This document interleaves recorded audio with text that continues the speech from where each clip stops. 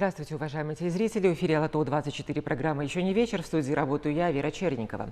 Президент Садыр Джапаров поручил Республиканскому оперативному штабу ускорить темпы вакцинации населения в целях улучшения эпидемиологической ситуации в стране и выработки популяционного иммунитета к коронавирусной инфекции.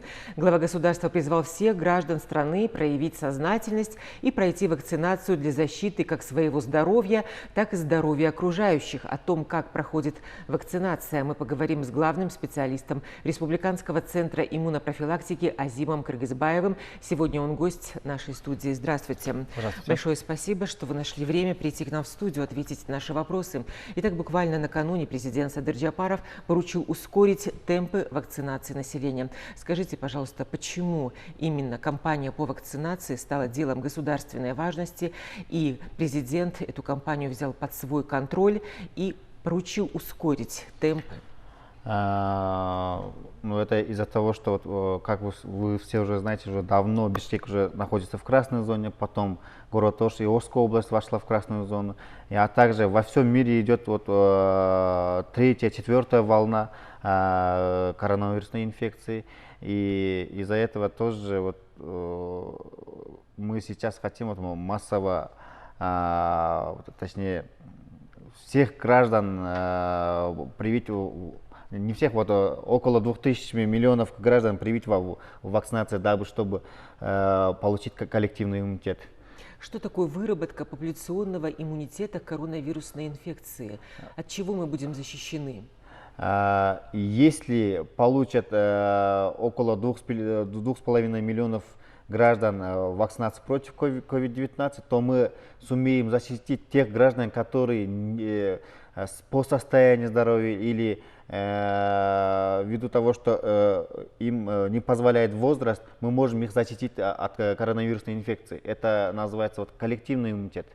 То есть мы можем прервать цепочку заражений.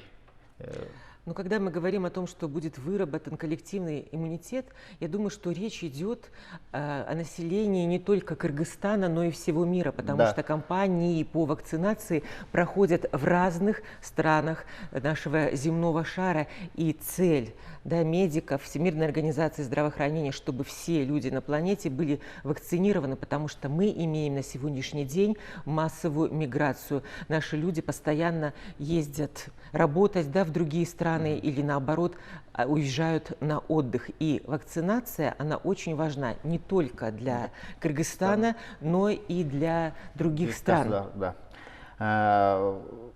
В других странах тоже идет вот массовая кампания вакцинации из-за того, что там идет рост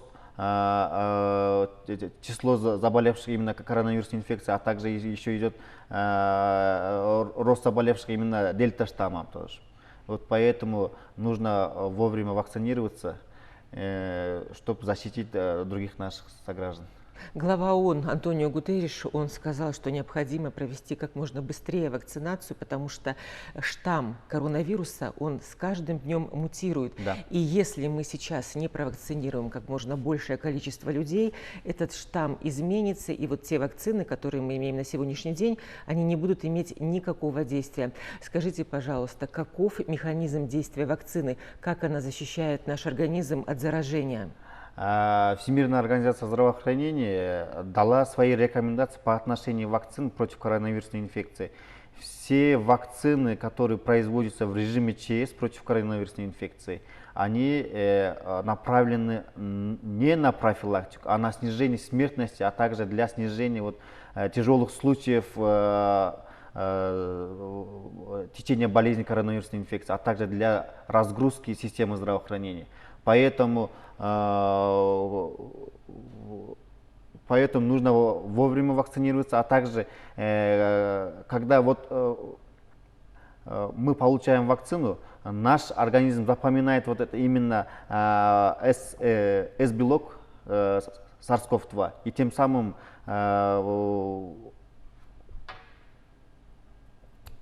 появляется иммунитет, да? Да. И человек, если даже он заболел, он уже переносит болезнь не в такой тяжелой форме. И вы сказали очень важные слова, что если мы получим вакцину, мы избежим возможной смертности от этого коварного заболевания. Сколько сейчас видов вакцин существует в мире и какие применяются на территории нашей республики? В мире именно вот Всемирная организация здравоохранения есть портфолио вакцин, которые вошли именно в список, который одобрен ВОЗом. Это около 6 вакцин, и среди них есть та вакцина, которую мы сейчас используем, это вакцина Sinopharm китайского производства. Она недавно вошла в список где-то в марте месяце. Сейчас идет Всемирная организация направила своих сотрудников, чтобы включить и вакцину российского производства «Спутник Ви». Сейчас идет работа, а также в этот список вошла AstraZeneca, Moderna, Pfizer. Их эффективность более 79% эффективности на коронавирусную инфекцию. Сейчас в стране достаточно, да, вакцины Sinopharm. Буквально недавно в страну поступило более 1 миллиона доз этого вида вакцины. И созданы все условия для того, чтобы граждане прошли вакцинацию. Давайте поговорим об этом. Именно какие условия созданы для того, чтобы как можно большее количество людей за короткое время привились? Нами, Министерством здравоохранения, разработан оперативный план по вакцинации, по кампании. Мы во всех областях нашей республики, а также в районах открыли временные прививочные пункты. Их снабдили специализированными холодильниками для хранения вакцин. А также временный прививочный пункт открыли на базе школ, общеобразовательных учреждениях, а также мы обучили мобильные бригады. Более 70 мобильных бригад есть у нас по всей республике. Мы их обучили, и они будут вакцинацию проводить на базе торговых центрах, а также в базарах республики. И насчет оснащенности хочу сказать то, что в нашей республике именно специализированными холодильниками оснащено 80% временных прививочных пунктов. Это те специальные холодильники, которые держат температуру от +2 до +8 градусов. И при отключении электроэнергии они держат определенную температуру до 3 дней. Я хочу напомнить нашим телезрителям, что у нас работает телефон прямого эфира. Его вы видите на своих экранах. Вы можете позвонить и задать свои вопросы главному специалисту Республиканского центра иммунопрофилактики Азиму Кыргызбаеву. Азим, скажите, пожалуйста, а как произошло распределение вакцины по регионам республики? При распределении мы стали смотреть на заболеваемость коронавирусной инфекции, а также на численность населения областей. То есть мы в Бишкеке или в Волжской области дали бы большое количество, чем по сравнению с другими областями, например, с Таласской и Нарынской областью. И поэтому идет схождение в статистике. Допустим, по городу Бишкек, если привито около 80 тысяч человек, а в Нарынской области около 20 тысяч человек, это зависит от населения. А также перед началом вакцинации мы у областников запросили именно тех людей, которые входят в группу риска. Это медицинский персонал, учителя, сотрудники силовых структур и соцработники. Сейчас мне режиссер говорит о том, что пожаловались люди в отказе в вакцинации. Как вы думаете, в каком случае можно пациенту отказать получить вакцину? Если пациент имеет какие-то заболевания, допустим, хронические заболевания, которые в период разгара, они могут отказаться от вакцинации. И если человек принимает какие-то иммуносупрессивные терапии или иммунодепрессанты, то этот человек может не вакцинироваться около 90 дней, а после обязательно должен пройти вакцинацию. Но я думаю, что, в общем-то, медицинские работники должны были объяснить причину отказа, чтобы человек ясно понял, почему ему в данный момент противопоказана вакцина. А есть ли какие-то хронические заболевания, которые дают противопоказания навсегда? Человек никогда не может получить вакцину, потому что может нанести вред здоровью. Это те граждане, которые состоят на учете в гемодиализе, которые получают гемодиализ, они должны получить каждый день получать препараты крови, поэтому они не имеют возможности получить вакцину. А также онкобольные, которые получают химиотерапию. Скажите, пожалуйста, в каком случае вакцина показана беременным женщинам? Беременным женщинам категорически запрещено получить вакцину, а также кормящим женщинам тоже категорически запрещено получать вакцину. Каков механизм приема пациента перед тем, как ему сделают вакцину? Мы обучили специальных врачей, медрегистраторов, приющих медсестер. Перед вакцинацией вакцинируемого проводит обследование врач. После этого врач дает разрешение на вакцинацию, и человек может получить вакцину. Но перед вакцинацией человек должен, точнее, не болеть какими-то инфекционными заболеваниями и не получать лекарственные препараты. И перед вакцинацией желательно не пить спиртное и не курить. Скажите, пожалуйста, а что вы ответите тем, кто говорит о том, что эта вакцина может нанести определенный вред здоровью, и разные люди называют разные, соответственно, причины, и такой информацией полны наши соцсети? Да, в соцсетях идет чисто информационная война между фармкомпаниями, которые производят вакцины, что эта вакцина плохая, та вакцина плохая. Но хочу сказать то, что те вакцины, которые мы используем в нашей стране, они не имеют таких противопоказаний, а также побочных проявлений. Их можно получать всем, а также у них есть именно ожидаемые побочные реакции, типа гриппоподобного симптома, а грозных таких побочных проявлений нет, поэтому не боясь, они могут получить вакцину. Ну, получается, что вся информация, которая сейчас против того, чтобы люди делали вакцину, она интересна определенным группам, да, определенным фармакологическим компаниям, да, крупным причем, да, которые ведут какую-то войну, борьбу за рынок. Да. Да? И отсюда появляются эти фейки, которые, в общем-то, могут нанести непоправимый вред здоровью нашего населения. Скажите, пожалуйста, какие страны взаимо признали вакцины, которые делают на их территории? Что это значит? Более 20 стран, я слышала, или около 20. Ну, это те страны, это те вакцины, которые вошли в список ВОЗ. Они прошли 4 этапа клинических испытаний. И, допустим, Европа, Америка, Китай впускают в свою страну тех людей, которые провакцинировались именно теми вакцинами, которые дал свою рекомендацию ВОЗ. И, к сожалению, спутник Ви пока что не вошел, поэтому есть затруднение посещения европейских стран. То есть те люди, которые собираются выезжать в дальнее зарубежье, должны провакцинироваться именно вакциной Sinopharm.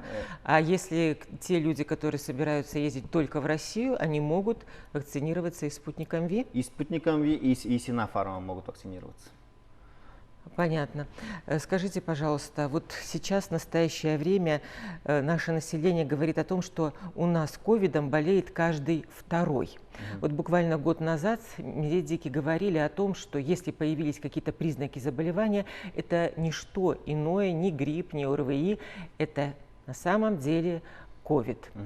Так ли обстоит дело на сегодняшний день? Ведь очень много людей, которые болеют, но они не соблюдают режим изоляции, они не носят маску, посещают работу, общественные места. Вот какое отношение должно быть у окружающих к тем людям, у которых есть какие-то симптомы заболевания? Если есть какие-то симптомы, если есть насморк или чихание или першение в горле, то они должны в срочном порядке сдать ПЦР-тест, и убедившись, что у них нет коронавирусной инфекции, посещать общественные места, а также работу. Да, вы правы, то, что у нас среди нас есть и бессимптомники есть. Их мы чисто случайно выявляем, и когда проходит ПЦР-тест, для того, чтобы посещать другие страны. Таких случаев много, бессимптомников. Поэтому лучше провакцинироваться, так как у каждого иммунная система различается друг от друга, и у некоторых пациентов есть антитела, а у некоторых нет, поэтому лучше вовремя провакцинироваться. Вот сейчас можно пересечь границу, если мы предоставим отрицательный ПЦР-тест, да? ПЦР-анализ. Но скажите, пожалуйста, не договариваются ли руководители стран о том, что не запускать в будущем на территорию страны тех людей, которые не получили вакцину? Европейские страны, допустим, они сейчас для тех граждан, которые посещают их страну, ввели такой сертификат о прохождении вакцинации. Они требуют именно обязательного вакцинирования именно сертифицированной вакциной. Мы тоже разработали свой сертификат. Пока что мы отправили в другие страны для утверждения этого сертификата. Пока и в нашей стране, наша страна еще не утвердила сертификат других стран. Они тоже нам отправляют. Мы пока что на стадии утверждения сертификата других стран и, соответственно, на стадии утверждения нашего сертификата. Но многие наши граждане именно с этим сертификатом уже выехали в Китай, в Европу, в Германию, в Францию уже выехали. То есть они уже там используются. Да, режиссер говорит, что у нас есть звонок. Давайте послушаем, что хочет спросить наш телезритель. Алло, здравствуйте, вы в прямом эфире. Пожалуйста, задавайте свой вопрос. Алло, мы слушаем вас. Алло. Да, говорите, представьтесь и говорите. Пожалуйста. Да, говорите. Нет, звук нет. Алло, алло. Мы слышим вас, говорите, пожалуйста. Да, у меня такой вопрос есть. Да. Вопрос есть. При вакцинации COVID-19 человеку, COVID-19 человеком, во сколько дней или часов появляется у вакцинированного человека иммунитет. Иммунитет. Когда появляется? Через несколько дней появляется иммунитет человека. Спасибо большое.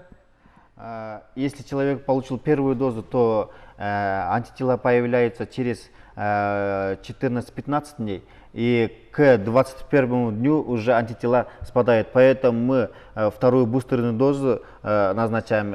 То есть человек должен пройти 2 раза вакцинацию, и после второй полученной дозы именно антитела появляются через 15, 20 или 30 дней. Это зависит от иммунитета человека. И это у нас был такой случай, то, что одна гражданка получила вакцинацию, а антитела появились через 2 месяца. Ну, это зависит от иммунитета. А по рекомендациям ВОЗ, по данным ВОЗ, антитела появляются на 15-й день. Но многие люди, которые в прошлом году, например, переболели COVID-19, они считают, что у них есть вот эти антитела, и вакцинироваться им не обязательно.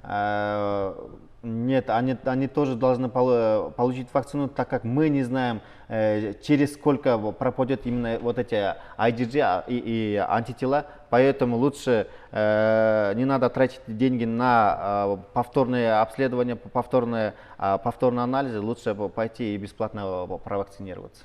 У нас есть звонок. Здравствуйте. Вы в прямом эфире. Мы слушаем вас. Говорите, пожалуйста. Вы в прямом эфире. Говорите, мы слушаем вас. Алло. Да, говорите. Да вот я перенес инфаркт Так. в 2017 году. Да и что у меня аллергия на таблетки левомаколь или левомацин. Можно ли мне привиться? Спасибо. Если есть аллергия на антибиотики, то этому человеку категорически запрещается получать вакцину. А если уже он в каком году говорит? В 13-м. В 13-м году получил инфаркт, то может получить вакцину. Но надо смотреть именно аллергия на какие препараты. То есть вам нужно подойти к участковому терапевту, и у него обследуется и получить направление на вакцинацию. А в временных прививочных пунктах вас еще раз обследуют, и после этого вы можете получить вакцину. Вот вопрос повторного заражения COVID-19, он, в общем-то, на него отвечают по-разному. В прошлом году была информация о том, что повторных заражений COVID-19 во всем мире еще не зарегистрировано. К нам приходили наши отечественные иммунологи, они говорили о том, что человек повторно не будет болеть COVID-19. Скажите, пожалуйста, вот сейчас ученые изучают этот новый вирус, его влияние на организм. Наверное, из-за этого специалисты дают довольно-таки разные ответы. Вот сейчас, благодаря полученным знаниям, опыту, каков ответ на этот вопрос? Можно ли заболеть COVID-19 повторно или можно заболеть COVID-19 после того, как вы получили прививку? Люди могут заболеть повторно даже после перенесенного заболевания, да, и после вакцинации. Так, ваш ответ понятен. Давайте сейчас послушаем нашего телезрителя, а если у вас осталась важная информация, вы ее обязательно дополните. Вы в прямом эфире, говорите, пожалуйста, мы слушаем вас. Уже задавать, да? Да, слушаем, Здравствуйте. говорите. Здравствуйте. Здравствуйте. Здравствуйте. Я из Сикуля. А когда нам будет вакцинация? Спасибо. Вакцина прибыла в воскресенье, в прошлой неделе. Мы уже отправили во все регионы республики и уже начали вакцинироваться. Вы можете подойти в любой ближайший ЦСМ Иссык-Кульской области и получить вакцину. И хочу продолжить насчет повторного заражения. Да, могут повторно заразиться и те граждане, которые переболели, а также и те граждане, которые получили вакцину. Но это зависит от вирусемии, то есть накопления вирусов в организме. И если накопление вирусов в организме превысило, то после вакцинации человек может заболеть, но течение болезни будет идти как бы бессимптомно и в легкой форме. У нас есть еще один звонок. Пожалуйста, говорите. Мы слушаем вас. Здравствуйте. Здравствуйте. Я из города Джалабада. Мой сын получил первую вакцину в Москве. Прервалось, к сожалению, но я Да. думаю, понятно, да, что Да. хочет спросить наша телезрительница. Если ваш сын уже получил вакцину в Москве, именно привился спутником V, то он может и у нас тоже вторую дозу получить. Сейчас мы всех прививаем, несмотря на вот, где он получил первую дозу. Получается, что пункты вакцинации сейчас открыты в поликлиниках, общеобразовательных и муниципальных учреждениях, а также в торговых центрах, на крупных рынках. Кроме того, работают мобильные бригады. Да. И что очень интересно, если, например, я получила первую дозу вакцины именно в торговом центре, но потом уже я не могу туда попасть, мне не по пути, нет времени, то вторую дозу я могу получить в любом месте, да? И в центре семейной медицины, и в общеобразовательной школе.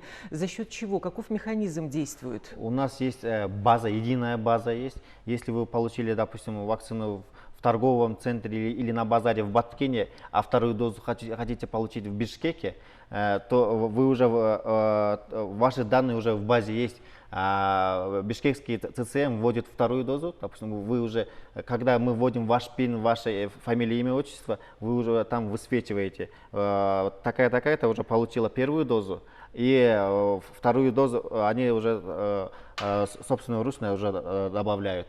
То есть уже получили в ЦЦМ, допустим, номер 1. Скажите, пожалуйста, а какой документ выдается человеку, что он прошел вакцинацию? Сейчас выдается вот, карточка о вакцинации, а также вы можете получить сертификат о вакцинации, зайти в портале госуслуг.kz, раздел здравоохранения, вводите туда ПИН, а также электронный ключ от ПИНа, и можете скачивать этот сертификат о прохождении вакцинации в PDF-формате. На сколько времени он действителен? В течение какого срока он действителен? Срок там не указан. Он бессрочный? Да, бессрочный. А как вы думаете, мы будем эту вакцинацию делать раз в год, 2 раза или в 3, или пока еще не решили? Это пока что неизвестно. Мы ждем рекомендации Всемирной организации здравоохранения. Ну вот то, что открыты прививочные пункты в крупных городах, в поликлиниках, общеобразовательных, муниципальных учреждениях, в торговых центрах и на крупных рынках, эта картина нам ясна, понятна, потому что мы живем в Бишкеке. Скажите, пожалуйста, то же самое и в регионах? Да. А какова ситуация в отдаленных селах? В отдаленных селах тоже мы открываем временные прививочные пункты на базе ГСВ, ЦСМ, ФАПов, так как нам в центр звонили вот жители отдаленных вот аилов, то, что они тоже хотят провакцинироваться, но у них нет средств идти на большие города, в центр области и получить вакцину. Поэтому мы там тоже открыли уже временные прививочные пункты. Большое вам спасибо за то, что вы ответили на мои вопросы и вопросы наших телезрителей.